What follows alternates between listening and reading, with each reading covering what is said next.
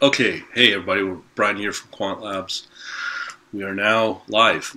So if you have any questions, just chime on in. There's a small group of us, as I like to do it.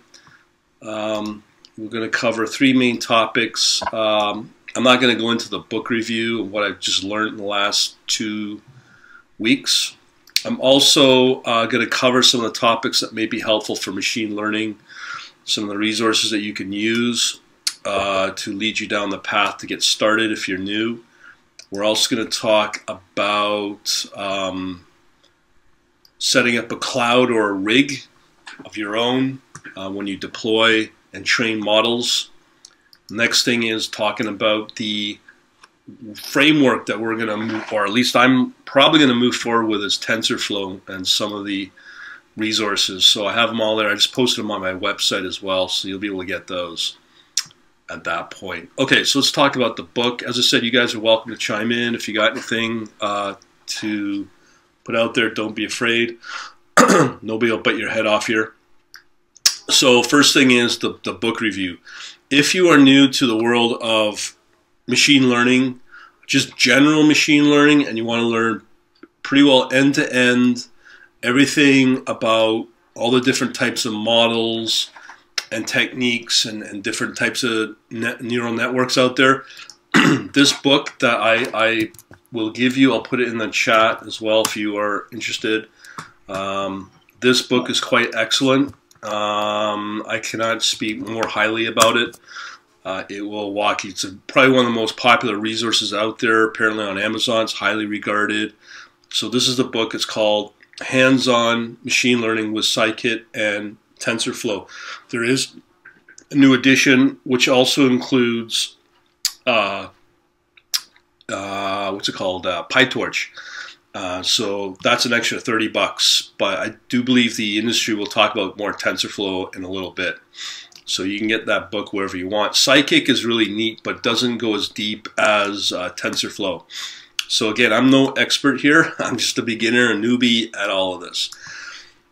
So two types of networks that we can use in machine learning is a recurrent neural network, and that is built and can be applied with financial time series. So there's different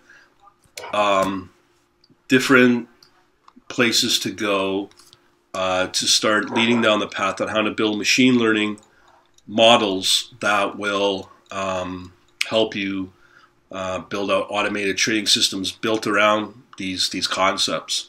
So I did a search here on recurrent neural network financial time series, and these are the three leading articles that I came up with. Some of them are really good. Just so you know, it seems that Python's the place to be to learn about all this stuff. So let me just pull up the first article. So it's saying Python seems to be the standard. I'm not going to go through the articles themselves, but I will, again, put them in the chat box for you. And as I said, you know, I put it on my blog. So this will walk you through the concept of these neural network types. So the one you're looking for is, I just saw it in here, LSTM. Excuse me. Long short-term memory, and that's one of the concepts within recurrent neural networks, and that seems to be one of the more popular methodologies that institutions use to build their machine learning. So that's the first tutorial. As I said, you guys could chime in if you have any questions. Here's another one on towards data science. So let me pull that up, put it in the chat box again. And here we have this one. So obviously just go on to Google, do your own researching, but this is how I learn new concepts more in detail with actual particular examples that they use to sort of open your mind on how to build machine learning and different types of applications and uses that you can have for it. So this one revolves around volatility on VIX. Again, as I mentioned, long-term, short-term memory, recurrent neural network is very, very popular. Another one is artificial neural network as well that you can look into. And again, that book I gave you will cover all that as well. So there's that. And the other one is reinforcement learning training Python. So this is another concept. This is very different from standard machine learning. So what I can do is I can pull up this article. I'll put it in the chat box again. And these are another examples that you can use for machine learning. So it's different, as I said, different paths to go down. There's something called Q-learning. There's more math involved. It's not as complicated.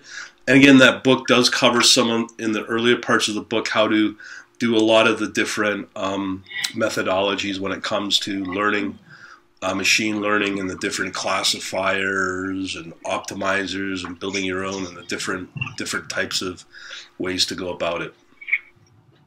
So yeah, go ahead. What's somebody gonna? Somebody want to say something? Okay.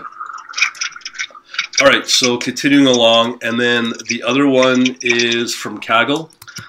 The book even mentioned if you want to build out your credibility in the world of machine learning, Kaggle's a place to go for all the competitions.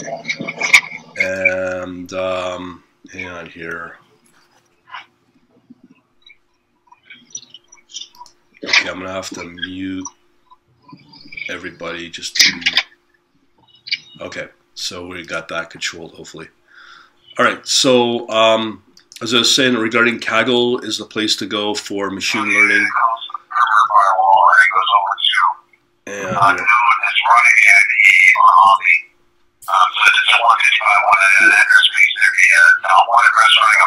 I'm just muting everybody here. Okay. Okay, cool. Sorry about that. So I had to mute everybody there just to get rid of that background noise.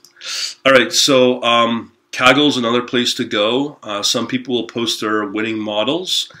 Here's an example. Again, it'll walk you through everything, and yeah, it's pretty good. I'm pretty excited to go into this field. So with crypto as well, you can apply a lot of the cryptocurrency space with machine learning. So these are just some of the examples that I would probably pursue or similar down the line, but I'm just giving you how I do it. So if anybody's got any questions, I can unmute whoever wants to chime in by a voice, or just let me know on the chat, and then we'll move on to the next two topics. Anybody? Because if we don't get participation at your end, this will be a very quick presentation. Okay, I guess I'll move on. All right, so the next one is building a cloud, using the cloud solution, or building your own rig. I've worked with cloud for video hosting, and I will tell you it gets very expensive very quickly. I was paying a couple of dollars a month for hosting videos on AWS, Amazon Web Services. So the question always comes up, do I build my own rig or do I use cloud solutions? So two different options on that. So let me just get rid of this stupid pop-up. All right, so I posted this article last week. This just came up. Out of the blue, a guy had the same question, and he wanted to know what should he do. He talked about the different chips that are out there from NVIDIA. He did an analysis on the more quote-unquote higher-end chips from NVIDIA, if it's worthwhile to spend for getting those boards with those high-end chips. This is a very good article, and the chips I'm talking about are these. And I'm no expert in this. I don't even know any of this stuff, but I'm just going to depend upon what's being typed out here as a set of options. So we have this higher end V100 K80 chips versus the lower end 2080 and 1080 chips. So obviously it's going to be a cheaper solution for you. He also talked about the costs of using TPUs or GPUs that are hosted on cloud solutions, and how much it will cost you on a monthly basis. Talking to people, I've got shops, startups spending $3,000 on Google Cloud, doing just testing and training models, and it's pretty expensive for a startup. I mean, they can obviously afford it; they're funded. We're not. And the question came up: is it better to go out and buy a rig so you self-host it instead of basically, paying out on a monthly cost on cloud solutions? So one of the estimated costs is about $3,000 for building your own rig. So that's the kind of cost up front, and yet it can get outdated. But if you're starting out, as always in the concept, when you're building any kind of algo trading shop as a business, you're going to have some small startup costs, and then as you evolve, you get better, you build revenue for yourself from your trading. Then you can go out and start adding and increasing your costs and budget for better equipment, better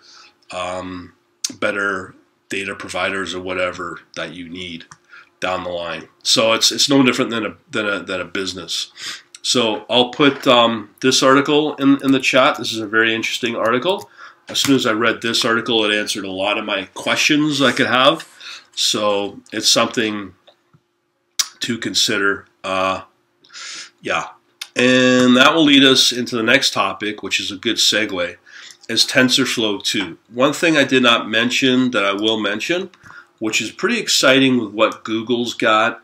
In my group, we've got people that talk about, or in the past, Visual Studio Code, which is the IDE, obviously from Microsoft, and concerns with IDEs to use for these solutions.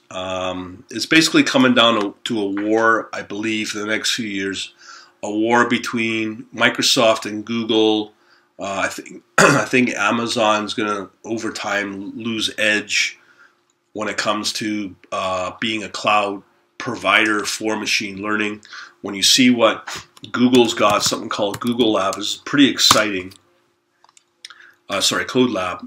And what it is, it enables you to, it's called, I always get my labs and collabs, it's called Colab. And this is very exciting. So no matter what type of device you have the ability now to basically work with a model. So here, what you have is you can enter in all your code in Colab and just work with what is on the other side, which is going to be Google's infrastructure of tensor processing units, which is their own customized solution when it comes to an equivalent of a GPU. And you don't have to worry about, so here's some demos here. I don't know. Again, obviously you can use whatever type of application you want. I don't know, so let's do a screen capture. Or, this is totally unrehearsed. So, all you do is with the interface, you just enter in all your code into Colab, and it will enable to run the code on the other side. Sometimes you still have to upload your dependencies like pandas or whatever for your Python package that you'll use. But some of the time you don't even have to do that because Colab has the shielded environment that you need to have all that running. So when it comes, the really nice thing is when you have an environment for setting up, you're about to train your model, they already have the TPUs ready to go, and you just enter in your code into Colab, and then it will just automatically train your model, which is going to be already optimized, which is the big thing about this. You don't have to worry about deployment, blah, blah, blah. It's there ready to go thanks to Google and how they set it up. So you just focus on building and tweaking and optimizing your model. That's it. You don't have to worry about any of the other crazy dependencies, including the hardware, which is really nice. And I think Microsoft has a solution like this with their Azure, but in terms of generosity, in terms of how much limit you have to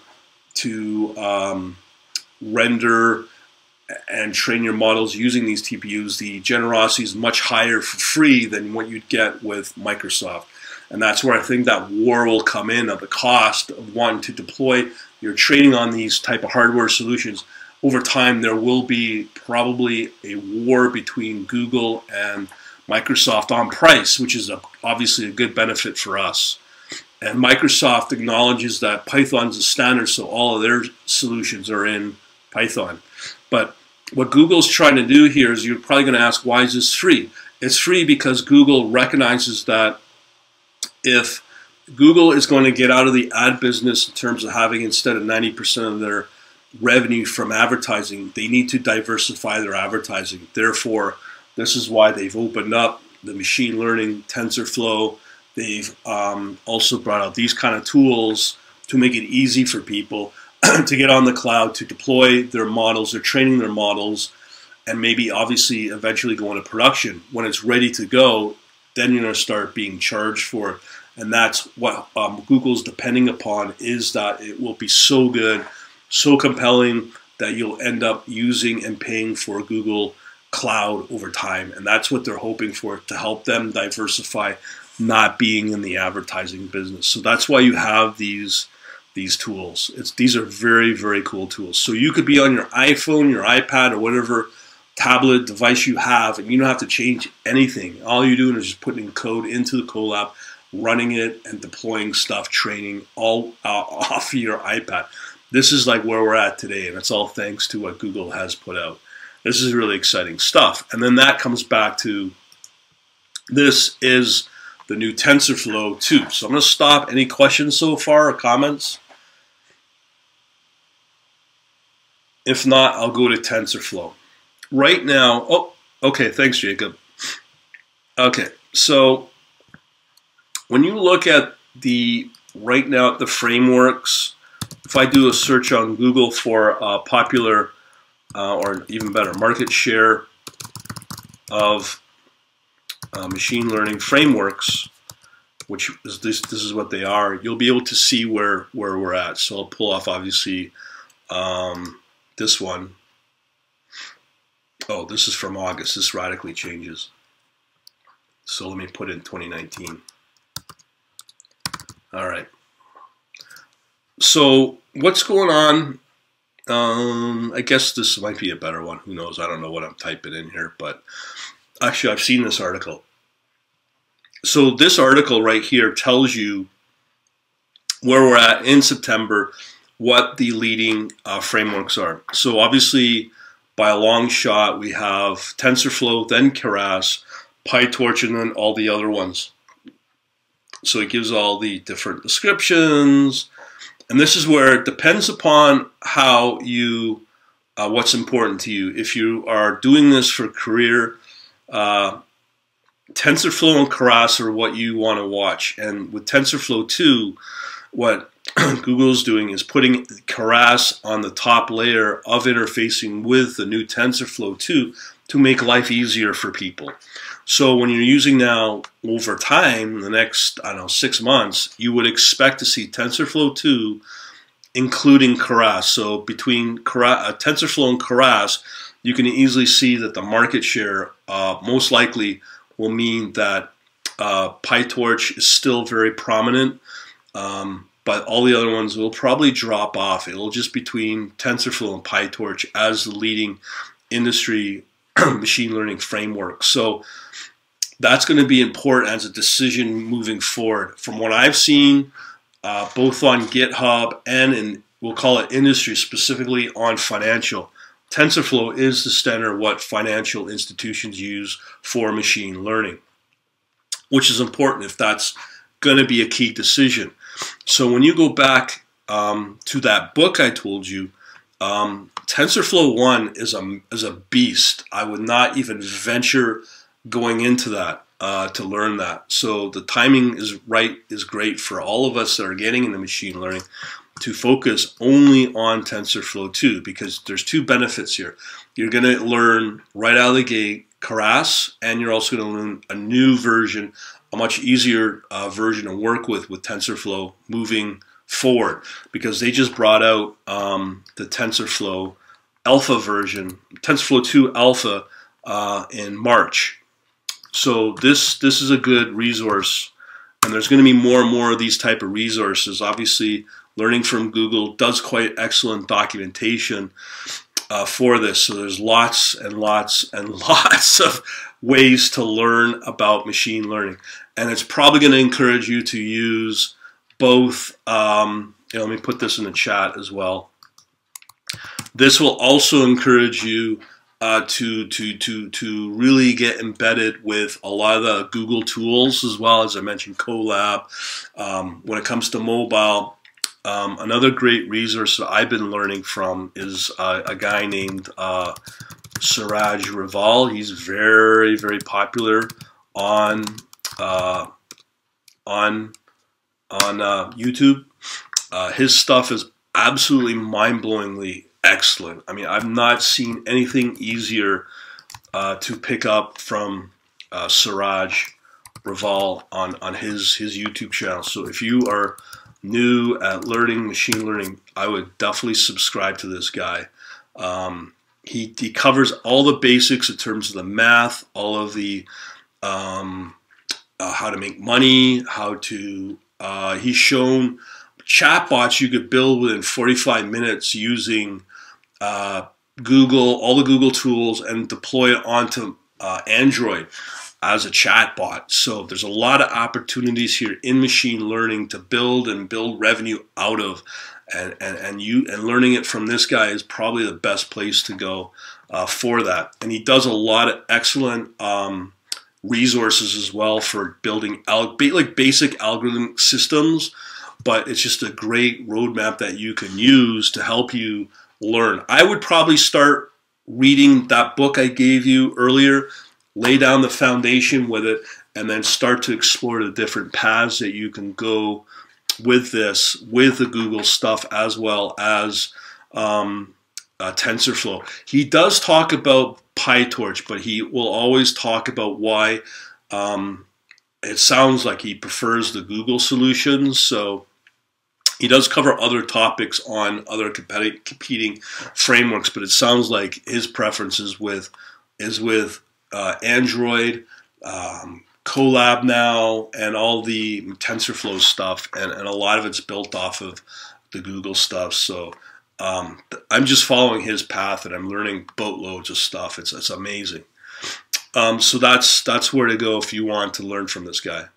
And he breaks it down very quickly and easily. It's not hard to understand. So these are really good resources for you. So that's why I'm also looking at TensorFlows with the market share I just gave you. As I said, this is another place to go to start learning about TensorFlow and the concepts of machine learning and what Google's doing about it. So that's pretty well it from my end. And anybody got any questions or such on this?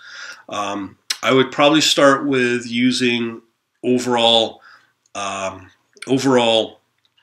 uses of machine learning, not focus specifically on finance. That's where you hopefully will end up. But it's also really helpful to learn about other applications of machine learning. And one area that a lot of people don't cover is the math component of it. I'm very weak in math. I'm like Mr. 1 + 1 = 3, and I'll argue over it. Sense of humor there. But the book that I highlighted does cover a lot of the math, and it's not very difficult. If you know the concepts of summations and things like that, you should not have a problem with the math within that book, and then be able to, again, focus on things like, let's say, Suraj Raval. I just saw he does an intro to statistics, and you'll quickly learn that there's a lot of regression, or it's built off of regression as well. So understanding the math is helpful too. So that's pretty well it from my angle. If you guys got questions, comments, let me know.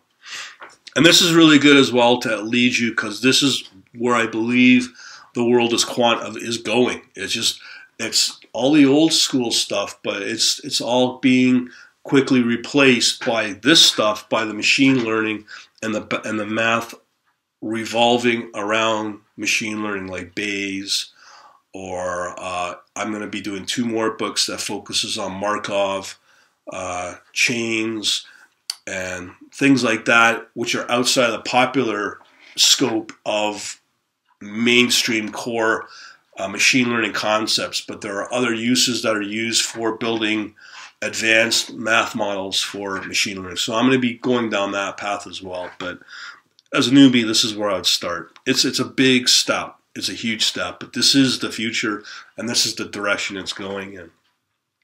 So I'm going to shut up now. If anybody's got any questions, comments, let me know. If not, it's only been half an hour, so it's just been me blabbing. But if you got, like I said, any comments or questions, do let me know. I'm going to put this up on my YouTube channel and probably on my Facebook. I'm going to make this public. So as I already said, if you want the notes, if you go to my site at quantlabs.net blog, I did put up the notes that I just talked about this thing here.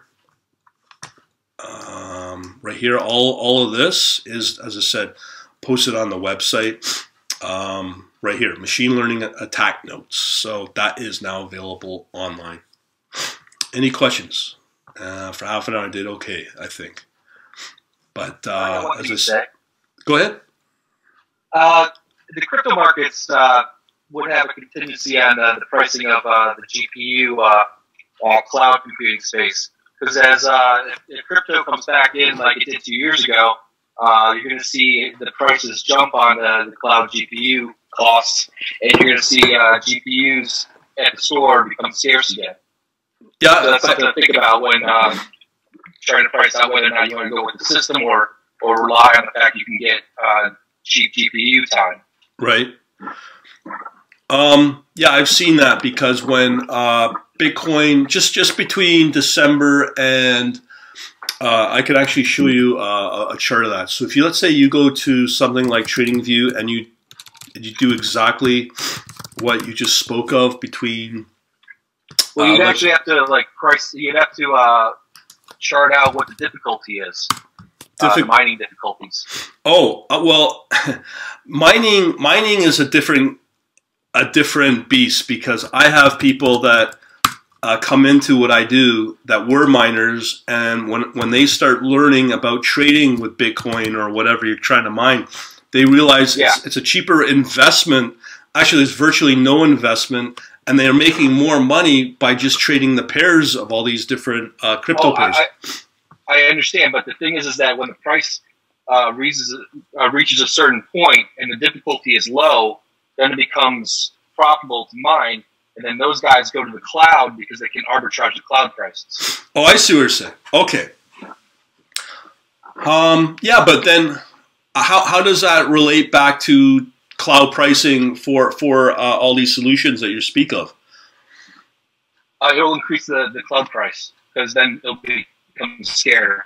Right, because I do know during the drought at this time in the fall of last year, up until about here, end of March, I was reading stories about how NVIDIA was suffering. Their stock price was suffering because the demand of Bitcoin. Yeah. And now I bet you if you look at, I don't know if I could do a comparison of the price. What happened was the difficulty got too high. So when the difficulty rises, you get less when you mine. Yeah. So if the price, and if you do that, if the difficulty rises too high and then the price drops, which it did from 20,000 to where it is now, yeah, the difficulty doesn't come down with it. So then GPU prices crash. Right. And the supply also goes up as well, because I don't know what country it was, but they had problems being able to keep boards in. It was somewhere in Asia, and they ended up having to stop like the banning of mining because of it, and it was impacting the supply of certain boards coming out of NVIDIA. There was all kinds of things, because when Bitcoin was getting red hot, that was sucking up a lot of the supply of all the GPU boards that NVIDIA were putting out there. But once Bitcoin, the price crashed, then obviously the stock price would crash as well. Because I bet you, if I overlay this performance of Bitcoin with the stock price of NVIDIA, it'll be probably pretty close. Yeah. So, yeah. No, I know what you're saying, but I don't know if you've been watching a lot of the videos here, but since about early April, the price of Bitcoin, what's it at now? It's just over 6,000, so it's gone up almost 20%, and that's just in the last month. So the question is, if Bitcoin blows through all of the technical foundations that are needed for the price to break through, you may start seeing another rise of Bitcoin again, the price, because it's already gone up 20% in the last month. It's not Bitcoin you need to watch. You need to watch Ethereum, because that's the one that they use. I agree. Totally. Yeah, I totally agree, because I've, like, during this period here, specifically December till about sometime in April, all of my other crypto, what I call the big five, the performance of those other bigger, and including Ethereum, were outperforming Bitcoin. I'm just going to pull up mine right now just to give you an example in real time. This is the last hour. Okay, so Bitcoin has moved 0.28% in the last hour. But Ethereum itself has moved 1.32%. So right there, it tells you that almost Ethereum's outperforming right now 6 times more than Bitcoin. And that's usual. But you see, when I track, what I track out of these 5 is Bitcoin Cash, Ethereum Classic, Bitcoin Litecoin, and Ethereum.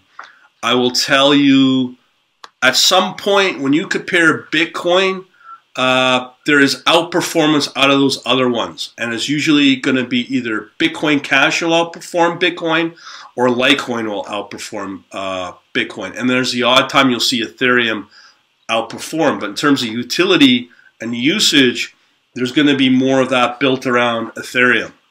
And I don't know if you read, a lot of banks have tried XRP, and the performance of XRP has been in decline, but Ethereum's been consistently improving itself. I don't know if you heard about Amazon last week announced that you can now manage a blockchain, your own blockchain with AWS. So that's the start of legitimizing the use of blockchains for general people through AWS.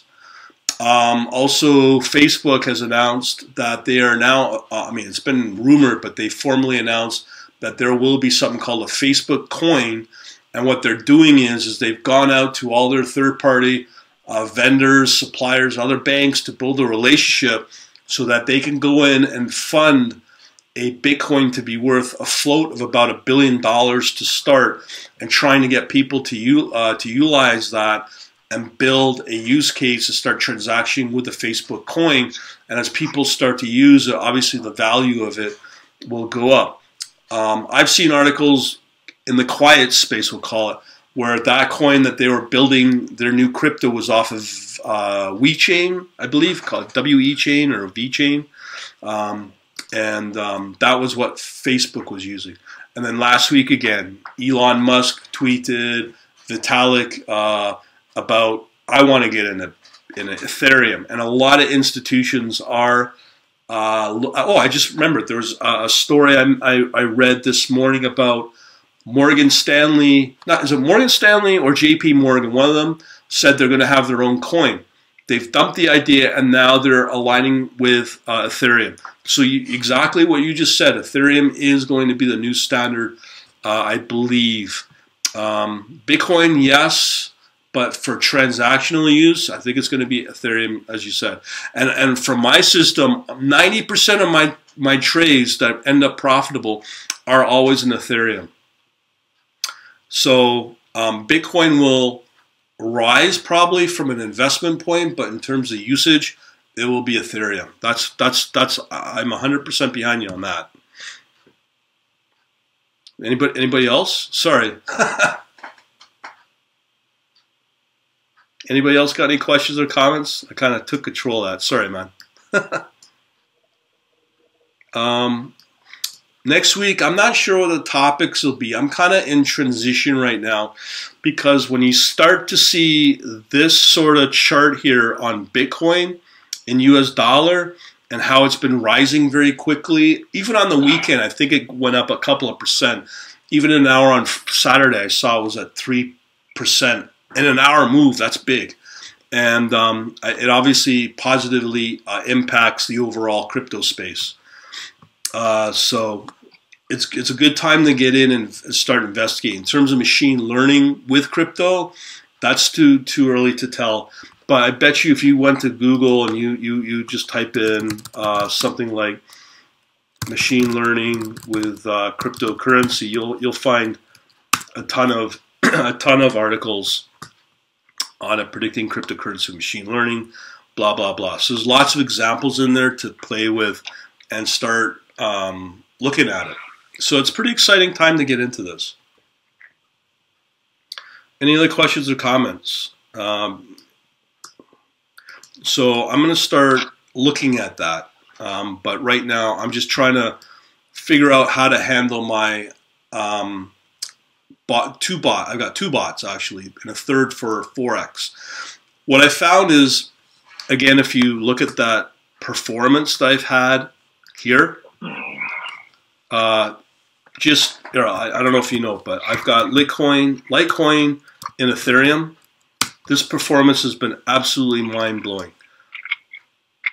This is since the beginning of the year, and this just speaks in itself like in spades. It's actually yelling at you as this comes up. Okay, you can see here what we have here in December, just around when I turn on the bots. Boom, I've had this amazing performance up until January till about around April, and then we get this slow decline, and then you get these blurts of up moves. So right here, the market has changed. The regime, there's a new market regime in place, and it's starting to form, but the overall trend you can see is down. The other one that's done well for me is BNB Ethereum as well, because I trade in Binance. This has been another excellent performer, which has been similar to Litecoin, but you'll see the same trend. It's just, as of sometime in April, things have come off. As you can see here, it's come off, but that steady performance all the way up is just not there. Maybe it might start building new support levels. I don't know, but right now in the last few weeks, it's been Bitcoin that has been proving itself, and things may move into Bitcoin. So my whole set of bots and everything, I'm transitioning, trying to figure out how to do the pricing aspect of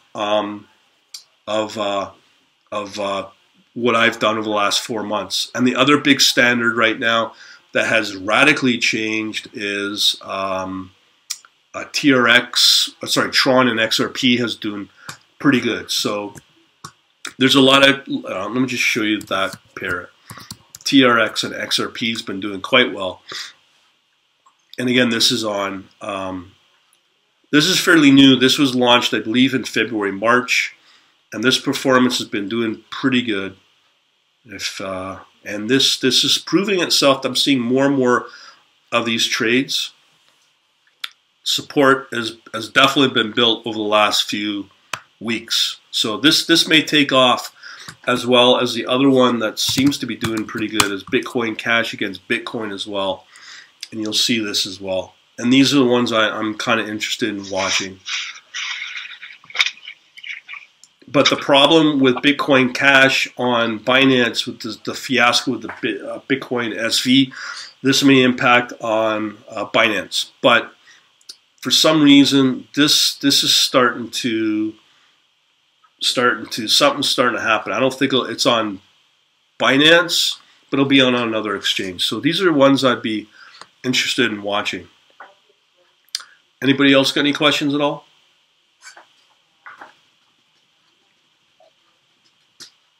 If not, we can end it now. And as I said, keep your eyes on my Facebook page. I post all the events there as well. Where I speak is here, QuantLabsNet, the page. And then there's the events tab that you'll find, and I post everything under there. And sometimes I'm sometimes very last minute on posting events, and the reason is because I've not yet gotten to the point where I have a topic. So sometimes I can do it 2-day notice or even a 1-day notice. But I've been experimenting with the time, and 12 noon seems to work really well for everybody throughout the world. So this is something I'm probably going to stick with at this time, is Eastern Standard Time, 12 noon. So anybody else got any questions? So I'll post this. I'll post whatever it will be next week at 12 noon. If there's any comments, questions, let me know. Oh, a couple of questions. So you're using Google Cloud Platform for V100 to start off? Yes, I'm focusing on Google Solutions. That's from Jacob. I like what Google's putting out. And as I said, if you watch this guy, Suraj Raval, you will see him more talk about Google. And I'm just following his lead. So Koji asked, hi, Brian Garden Forex, do you have any insight on machine learning in this space? Python versus EA. Okay, first question is, I'm with Oanda, okay? I never liked Oanda. Now I don't know what Oanda's done in their API, but I've just discovered a manual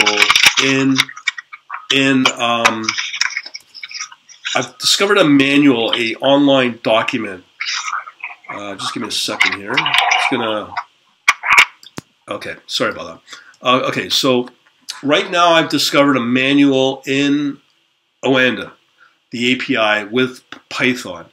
I have scoured retail trading solutions for this. If any retail trading platform does this, and the answer is yes, it does it, but it doesn't give you the actual control. What I speak of is there's an ability in Oanda now. I don't know when this came out. This is so amazing. Oanda enables you to see the longs and short percentage on the volume of a particular pair. So when you start to get this type of data, you're getting unknown which way people's direction is going. So if you compare that to, I'm sure you might know about commitment of traders reports, these ones, people devour this information. This is information that people kill for, but it only comes out once a week. This will give you a direction of where hedge funds and more major institutions are putting their bets on certain commodities, on future contracts. Oanda's done the same thing, but they've done it now in real time with their API. Okay, so now you can go out and you can find which percentage of longs will there be on a particular pair and what's the shorts on a particular pair in Oanda. I have scoured all this type of functionality. Can you find it in major trading platforms, and can you specifically find it in MetaTrader, EAs? You can only get that in Python through their API. Knowing that gives you a huge edge over everybody else. Do you need to have machine learning for that? I don't think so, because if you're having the ability to pull direction on a particular pair, you have edge. And as long as people use other platforms and other, like MetaTrader, you will have an edge. I have seen EAs, extended, what do they call them, EAs. I have seen certain EAs that are commercial that do this. I don't know the pricing of it, but you still will not get maybe by the minute, okay? But Oanda gives you that in Python, and that is an absolute power to have that edge. And you get that through Oanda. Now, you're asking about if FXCM has it. I don't think it has, because I would have discovered it. And I have done presentations with FXCM. You want to be with Oanda. And I say you want to be with Oanda because they are the largest broker out there. And when you have Oanda as a Forex broker and the volume that they have globally, you have the advantage of being able to ride trends that you will not get with FXCM. So it's important to acknowledge that Oanda is kind of the broker. And I always didn't like Oanda. But there's some advantages if you're going to do Forex to go with Oanda. And knowing the API, what I just told you about the longs versus shorts, that's going to give you so much edge over everybody else. So I've already answered your question regarding machine learning in the Forex space, because you don't need it, because now you have the ability to just do a simple check and build a strategy around this. Shorts and longs of all your pairs. And you can also calculate your spread as well. No problem, Koji. I hope that really helps you out, because I just discovered it. And when I discovered it, you got yourself a whole new strategy. And I'm hoping that helps you out, and anybody else listening. Anybody else got any questions?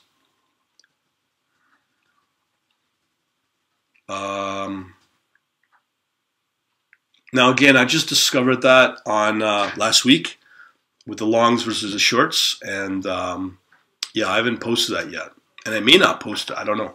You don't want the world to know about that, that's for sure. But as I said, I've not seen it in MetaTrader. But that's why you want to work with Python. Anybody else got any questions, comments? So otherwise, we'll end it today, and we'll do another one next week, next Monday. And usually I'll do a going once, twice, 3 times, and then we'll end it. So I'll do that right now. So if you got, no problem, Jacob. Anybody have any questions? I'll do a going once, going twice, and I always do 2.5. I go 2.5, 3. And then I go 3. Okay, I guess we're done. Okay, guys, I thank you very much for participating in this and watching and hopefully learning from you guys as well. I'll be doing this next week. Keep your eyes on the Facebook page or the blog, or if you're not on my email, get on that as well. And then also, just so you know, there's some really, really, really good chatter on my chat server, which is private. And once you get on that, you'll get more inside scoop on what I do. Okay, so I guess we're done. No? Okay, I guess we're done. Thanks again for watching, and I'll see you guys hopefully online somewhere or next week. Have a good day, and we'll talk to you soon. Later. Thanks again. Bye.